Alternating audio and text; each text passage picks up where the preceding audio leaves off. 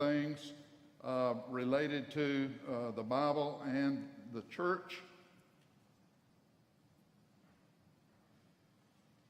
And we will delve into some more today. And I had promised some people some cupcakes and what was it? What was it, Matt? Donuts. Well, when you forget something, you just might as well fess up. I didn't forget it, I just didn't get them, okay? So get over it. We got another week.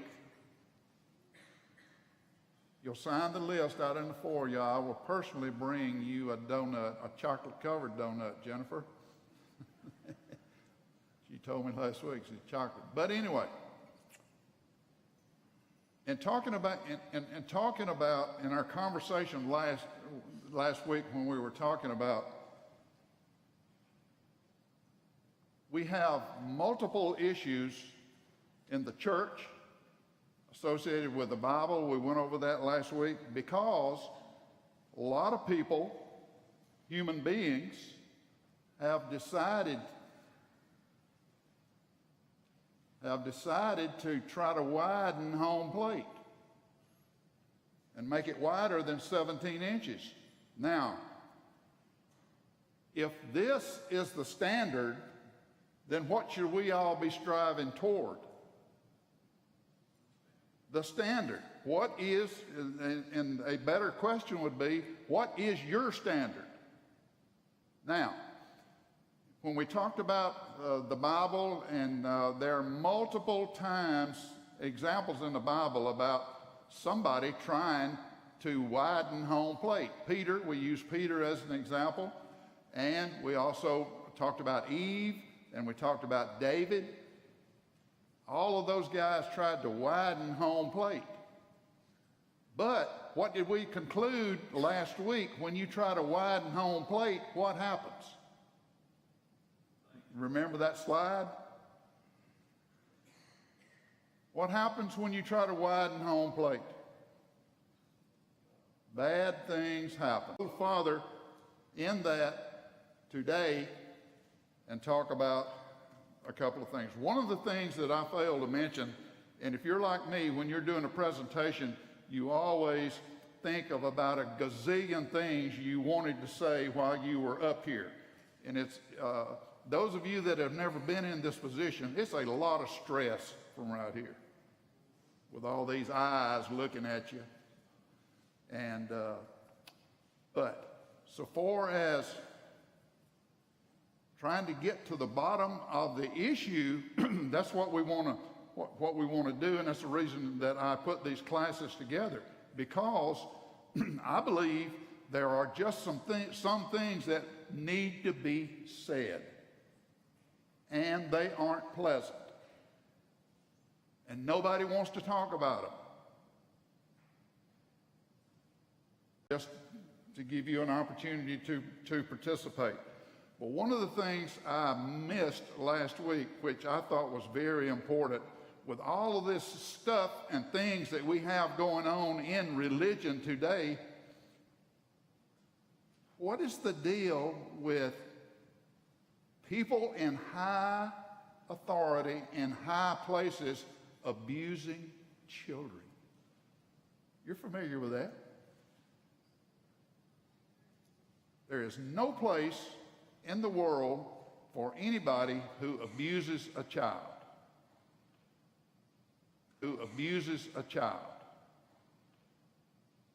I've been exposed to a lot of that being in education. We are required, teachers are required by law, if they suspect a child is being abused, and believe me, there are plenty that are being abused, but you would never notice it if you were just walking down the hall. If you're with them every day, you would see it. But it is out there. So it is a travesty that people in the so-called high places in religion are abusing children, and they're being called out now. And the Catholic Church is having to pay through the nose, too, of those that have been abused. But that's one of the points that I wanted to make. We are in a mess. And I made that statement last week. And when I say we are in a mess, the majority of us in here who are over 40, grew up in a different generation, correct? We all grew up in a different generation. I talked last week about my father having the look.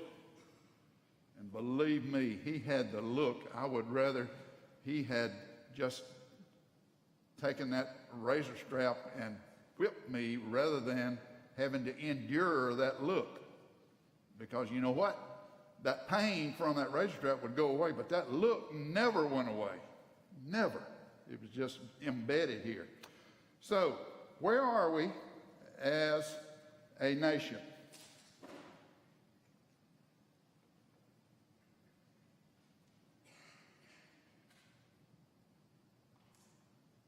This is where we are as the United States.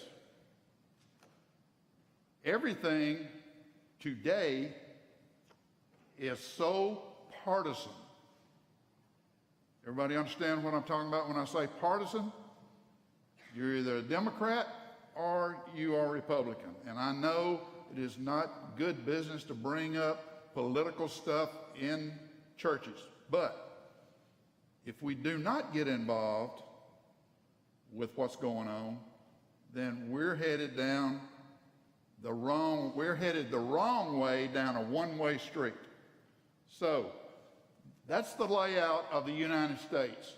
Obviously red is on one side and blue is on the other. Now the kicker in all of this is in the presidential election, it is not based on popular vote. What's it based on? Electoral votes. Now, here's the big discrepancy in that. Anybody know how many electoral votes Alabama has? 9. California has 59.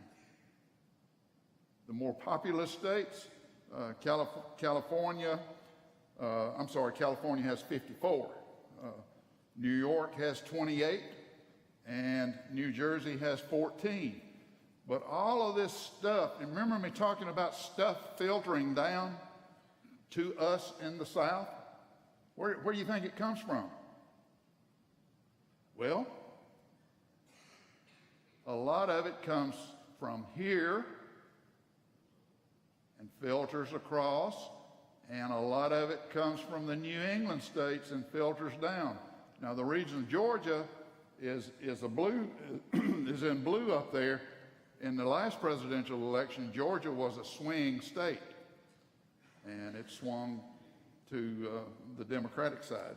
But that's all I want to say about that. I just want you to know that the gist of how we got where we are today. And it was over a slow period of time, because that's what Alabama looks like right now. You cannot get elected in Alabama to a statewide office unless you are in the red party. That's a fact of life. You cannot get elected in Lauderdale County to a county office unless you're in the red column. Now, there's something inherently wrong about this. We all grew up with a strong two-party system. And what had to happen in a two-party system, and we'll back up just a minute. In a two-party system, if one side was red and one side was blue, then they had to move toward the middle to get elected, because most of the population was in the middle. You know, not the outside, but it's not that way anymore. It is not that way. So that's just that's just for your information right there. That area right there is Birmingham and the surrounding area. That section right there is more commonly known as the Black Belt. So that's just a fact of life, and I didn't know whether you knew that or not, but you do know it now. So, all right, enough about politics. Now we're going to move to the home and marriage and raising kids and education, young adults. I want to do a little unscientific survey right here. Very unscientific. Ladies, all ladies who are married or have been married. How many of you ladies, when you married, think that you married up?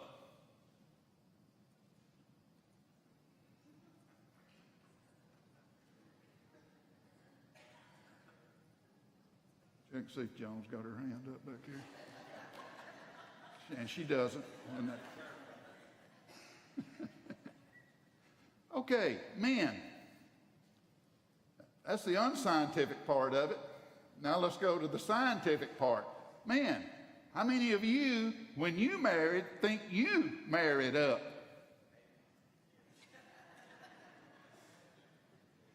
Absolutely.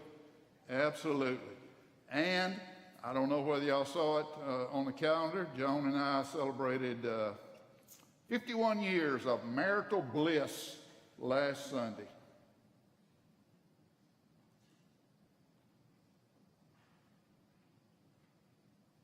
What's the deal? Y'all think that's uncommon? Yeah. I can honestly and faithfully tell you that had it not been for Miss Joan becoming involved in my life, or me becoming involved in her life, I would probably be waiting for my next parole hearing at the Limestone Correctional Center. And I'm being very honest, because I was running with the wrong people. And believe me, that is tragic if you're running with the wrong people to the wrong degree. But thank goodness she came into my life at an early age. Now, we've been married 51 years. How many of you think we have never had a disagreement? I can tell you about 2 disagreements we had, and she won both of them, which is fine. You don't keep score in marriage. Marriage is not a 50-50 deal. Sometimes it's maybe 60-40 or even 90-10 or 10-90 or 98-2 or 2-98. First disagreement we had was the first month we were married. The best thing that ever happened to us after we married was moving away from Rogersville and kinfolk. We moved to Troy, Alabama, and we did not come home until Thanksgiving. That was in August. So, first Sunday after we were married was our first disagreement, and we got dressed for church, and she said, "Hey, you're not going to wear that out in public, are you?" That hurt my feelings. I'll tell you that hurt my feelings, because I went to the Anderson Creek School of Grooming and the boutique on Anderson Creek over there. But how did we solve that disagreement? How do you think I solved it? Put on a different tie. No. We made an agreement that day that whatever she wanted me to wear, she would hang it on the hook. And that has been going on for 50 and a half years, and it works once. Doesn't she dress me nice, doesn't she? Second disagreement, she knows I love her. Okay, second disagreement, I had this wild idea that I was going to buy a motorcycle. This is when motorcycles were vogue. And, ordinarily, you discuss something like that. That's a major purchase, so you would discuss something like that with her. So I decided to just ask her. I said, what do you think about me getting a motorcycle? She said, oh, I think it's great. And I'm just floored. So I'm ready to go check them out, and I'm walking out the door, and she said, oh, by the way, get one of them little trailers that you pull behind that motorcycle that all your stuff will be out there at the end of the driveway when you come back. So we got that settled. But what does it take to have a successful marriage? First of all, you need to define success. What is success to all of you?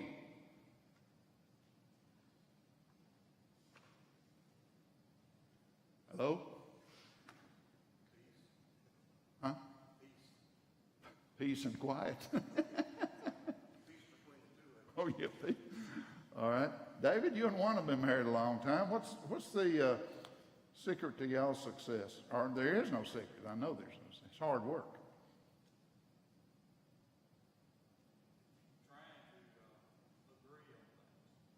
Give and take. Give and take. Who's been married the longest in here? Is anybody over 50? 50 years? Mr. Ross? 57. Well, tell us about, I know both of your careers, and can you tell us about the success factor in your marriage?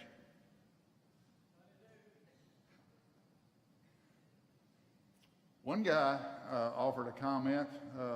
I was doing a class on this at another time, and I asked that same question. He said, because we do things democratically at my house, my wife and I. And I said, well, what does that mean? He said, that means I do exactly what she tells me to do. So, different things. All right, let's move to out of the marriage zone. And young people, very important. You're going to be faced with this decision real soon.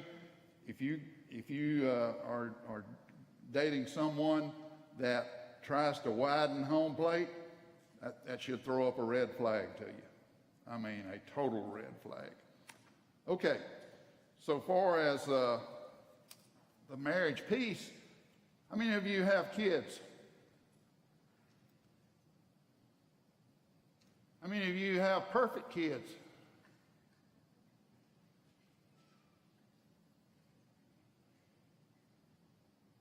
I met some of those as a principal at Bradshaw High School and other schools.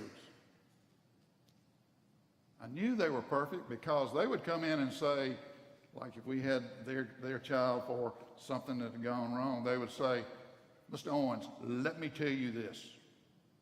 You know, when they say that, you need to listen. Let me tell you, I know my child would not do that. Ever heard that? Absolutely. It is prevalent. So what are we raising? What have we raised? Neither Brock Brock is out of town. Let's see. So is Whit here? Where is Whit? Whit's not here, I don't think. So I can talk about them. You try to raise your kids correctly. And that is there's a fine art to that, because you can say about train up a child in the way he should go, and when he is old, he will not depart from it. Well, what does that mean? I think what that means is you need to do the best job you can as you raise your children But I also think that when they leave home, they may think differently than you think. And they... That's true, yeah. There's anybody want to throw anything in there about raising kids? Is there a secret to raising kids? There is no secret to raising kids, I believe, but it is hard work. Just like a marriage, making a successful marriage is hard work, raising kids is hard work. So any nodules of wisdom, Sheila?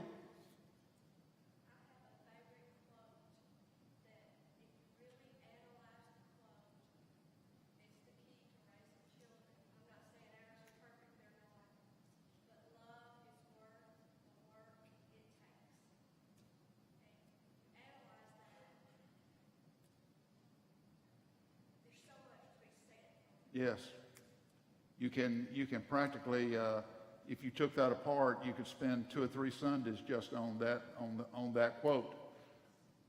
And I've heard unbelievable. I could share just unbelievable things that just astounded me in dealing with parents and children about, and I've often thought back. If I said that to my mom or dad, that would be so insulting to me. That would hurt me. But it's kind of prevalent now. And you move on to the education piece there.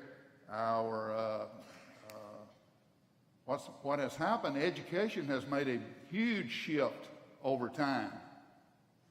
And now, and I know you can go back to most of us, or a lot of us, grew up on a daily Bible reading and a Pledge of Allegiance, daily Bible reading, and court system, and that's a whole different animal.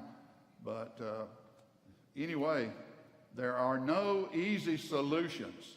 No easy solutions. So what happens? Are your kids, are you going to make mistakes in your marriage? Yes, you are. Now, one of the things that is pretty prevalent now, and all you need to do is look at the data. You got to be, and on the school board, we have to be data driven of where the needs are. But so far as data driven on a marriage, what's the divorce rate now? Around 50%, something like that. It's improved a little bit over the years, but not significantly. But anyway, pertaining to that, if you go into a marriage with the thought process of, well, if this doesn't work out, I'll just trade her in on a new one. No. One of the pieces, Stan, and I'm going to ask you to chime in. You were talking about that marriage ceremony that lasted, what, 3 days? Was it? How long was it? It was 3 or 4 days. Just the ceremony itself. Did you know we're pretty sure you wanted to marry Allison? Oh yeah,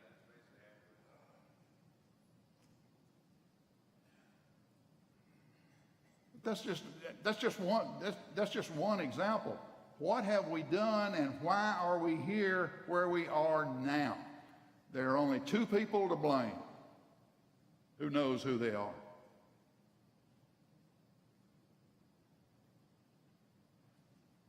And you can take anything up there.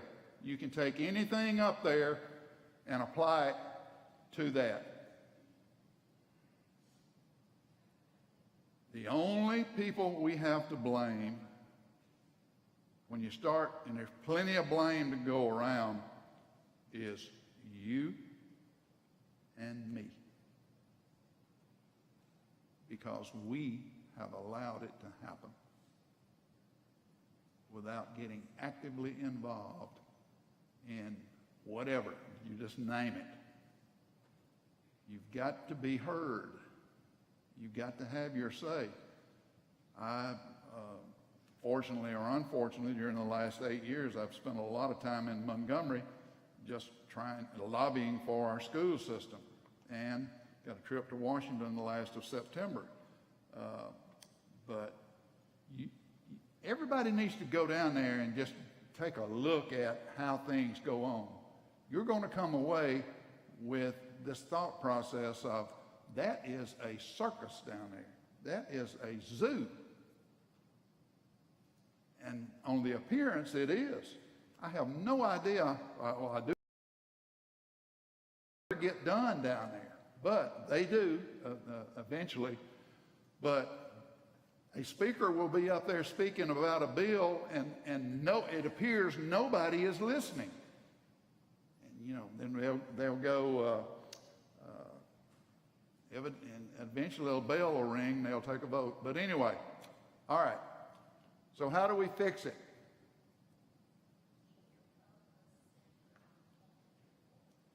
Okay, yes, Wanda.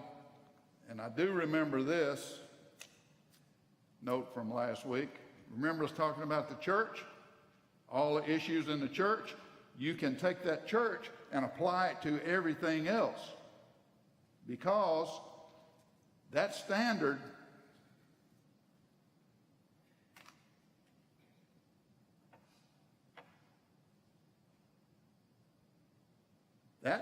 right there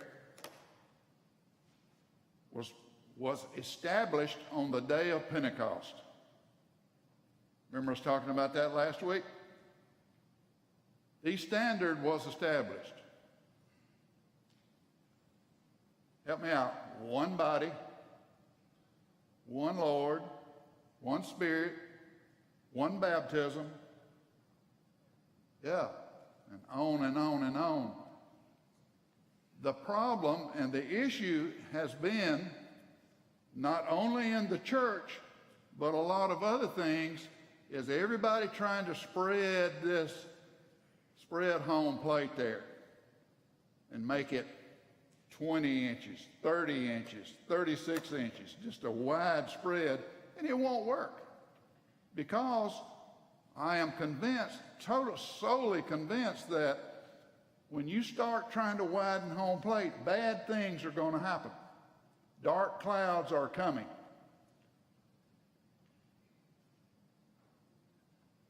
So, you young people, what are your thoughts on that? Hello? Are we here? Who wants to be the first to break the ice? Any thoughts on what we're talking about? You're moving into a period of time where you're going to have to select a mate if you choose to do so. Any thoughts on that?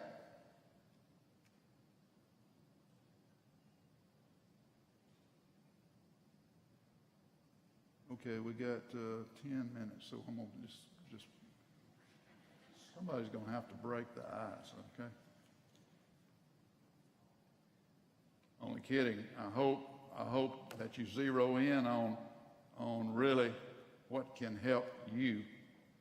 And I think the most important thing for all of you young people, and really I'm considering anybody below 70 young, because when younger than me, but when you zero in on somebody,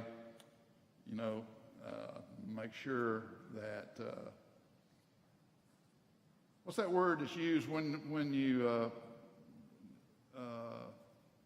dating and all? Infatuation? Is that a word? That is a word. What is infatuation?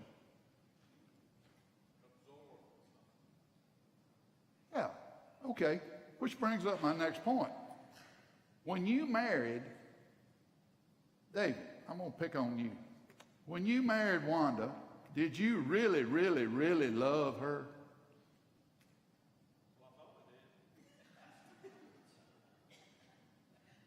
Yeah, we think we do, But I think over time you learn to love someone. And that's a part of the success of a marriage.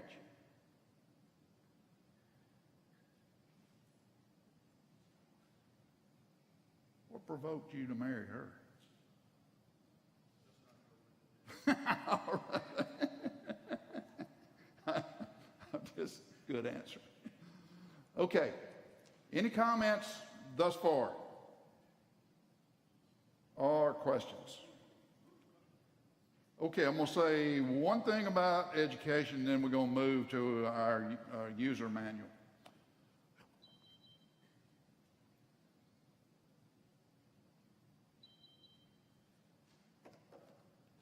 Hang on a minute.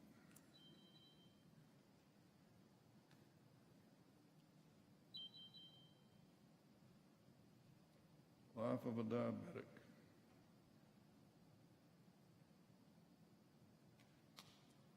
Okay. Hey, Ron. Yeah. One said what provoked me to marry her was her daddy shot. Yeah. It works every time, doesn't it? Okay. Now what are we doing here? In the education world, education is changing rapidly, real rapidly. In Alabama, the major things in education that's coming down the pipe, which is filtered from mostly the New England states and California, the major thing is school choice. Now, we have had school choice, freedom of choice in Lauderdale County for years under a court, initially under a court order, but now it's freedom of choice and by district, whatever district you live in. But the freedom of choice thing that's coming down the pipe, and we'll see something in the legislature next year, is it's called an ESA. It's Education Savings Plan, or ESP rather, Education Savings Plan, where the legislature will put X number of dollars to each parent, and they can take that money and go wherever they want to. Now, please understand, I serve on the school board in Lauderdale County, but I am not against parent choice, not against parent choice. But the way that bill is written, the money, and I think it's close to, is about $7,000 a student. It could be used for, like in homeschooling, for whatever needs there are in homeschooling. But that $7,000 per child, they're taking that out of the public education money. That makes sense? I'm talking about just in the understanding of how that works. So we're getting less money for public education, but it's spread out over parents that can have that choice. That's one of the things, the ESA savings plan, the school choice thing, it is coming. There will be some kind of school choice bill next spring in the legislature before the election, general election in November. Okay. Our court system is really dealing us misery. You know, we're in a sue society. You would be amazed at the amount of money that I shared with you of us just defending lawsuits for nebulous things. Okay, now, last thing today, I promised you that we would do a user manual. And in my opinion, a user manual is very, very helpful if it's done correctly.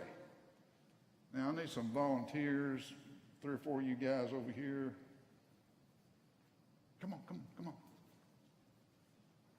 I ran off some copies. You got some homework, and we'll talk about them. There's one, and somebody needs to go upstairs, too. Yeah, thank you. Okay.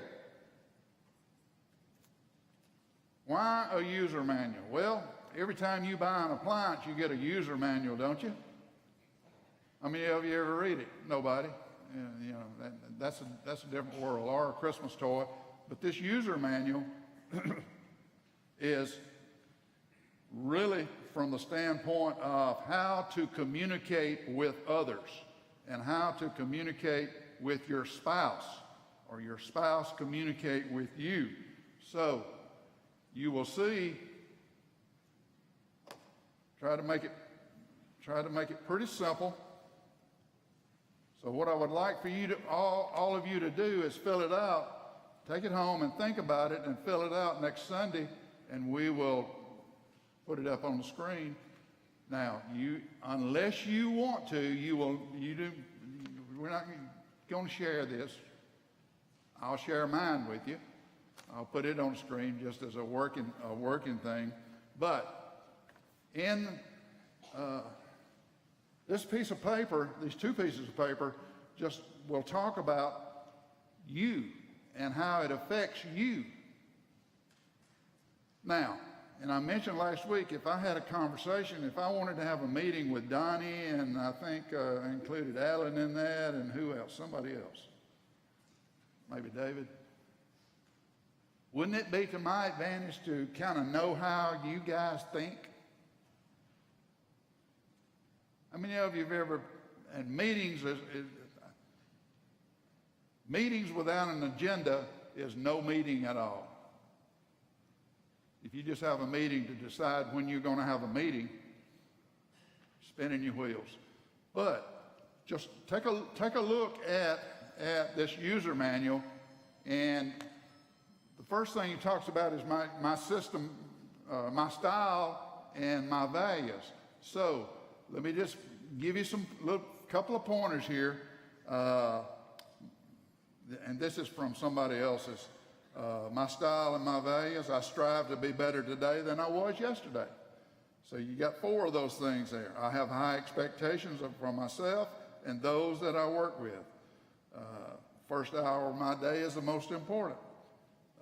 Then how to communicate with me, text, email, or primarily, let's talk. And then what I don't have patience for, excuses. We all make mistakes, own it, move on, and let's get better. And chronic complainers who rarely offer solutions. So,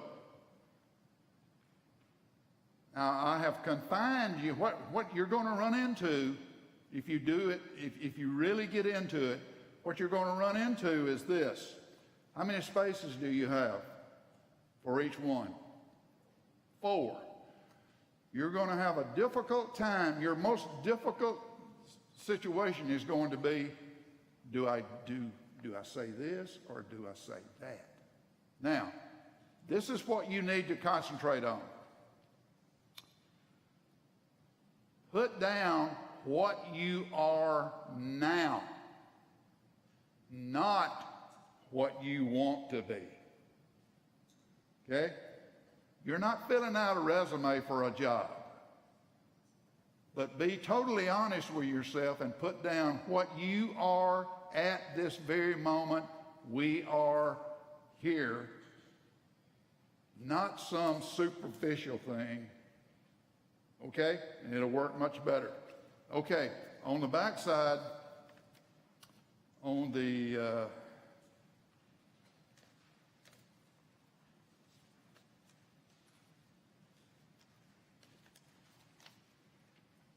back side, I think it says what motivates me. Is that correct? Everybody needs to know what buttons to punch. Now, who knows better than anybody else what buttons to punch, Donnie? I would hope that Merle would, right? Yeah, she will know, and you will know this. You will know what not to say to her, correct? Okay, and what's the last one? 2 things that nobody knows. Read that, David. 2 things no one else knows about. Just a little fun thing in there, 2 things, and I'm going to share one with you that you will absolutely not believe. So you should be encouraged to come back next Sunday. because I'm not telling anybody until next Sunday. Okay? Thank you very much for your attention. Next Sunday we'll conclude this. We will talk a little bit more about how to use this user manual, but please, please spend some time on it because it will pay dividends, I assure you. And young people especially, you can use that user manual when you can reconfigure it and use it when you go for a job interview. What's the number one word? What is the first question that any employer asks an applicant?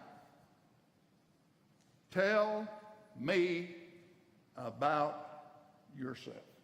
Correct? Just hand them a piece of paper and say, read it yourself. No, you don't want to say that. But you will have it. You will have it. Thank you very much. Have a good week.